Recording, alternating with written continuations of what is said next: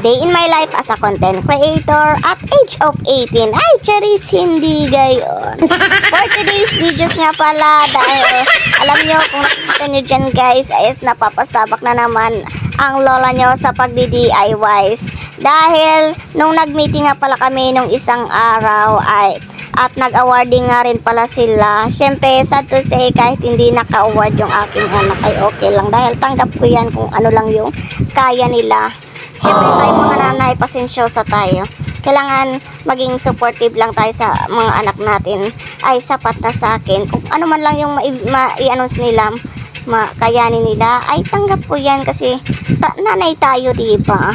At eto na nga pala, balik tayo dahil masyado tayong nagiging madrama. Magpo-focus na lang ako dito sa aking ginagawa. Siyempre, bali naggupit-gupit nga lang pala ako dyan ng mga parts of the body ng ating digestive system. At pagkatapos ko nga palang maggupit-gupit ay eto, binabalutan ko na lang nga pala yan ng puting papel na ginupit-gupit ko rin. Siyempre, at dinikatan ko yan para magmukha naman siyang ano talaga, magmukha siyang kapaki-pakinabang. Ay, charis, hindi gayon. Actually, para mas maganda kasi talaga.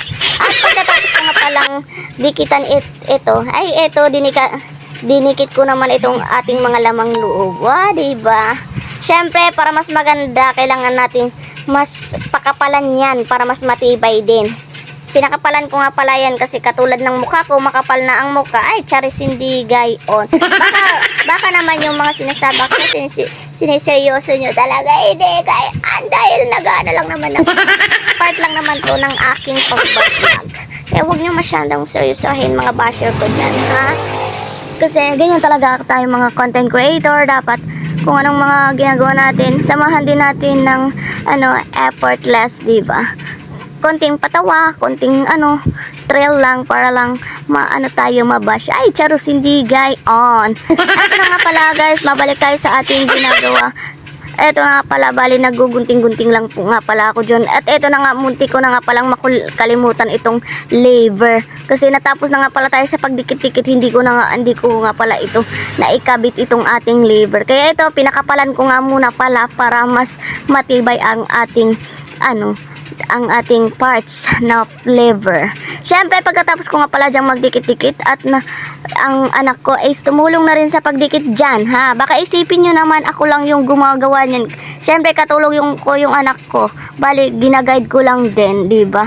Siyempre, tayong mga nanay, kailangan i-guide natin yung mga anak natin. At charis, ang drama talaga. Bali, pagkatapos nga pala namin magkulay ng aking anak, ay agad naman kaming kumain dahil kanina pa nagrereklamo yung tiyan namin. Siyempre yung anak ko nagrereklamo na rin sa akin dahil ginugutom na rin daw siya.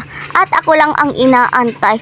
Kaldero ba ako? Ha? Charis, hindi gayon. Siyempre dahil napasabak na tayo sa pagkain dahil medyo masarap-sarap din yung aking ulam dahil meron tayong Mickey na binigay ng biyanan ko. At siyempre meron ding tahong na nabili ko kanina. Kaya ito, ini-enjoy ko lang yung aking kinakain para naman maramdaman ko ang linam na may charis, hindi gayon.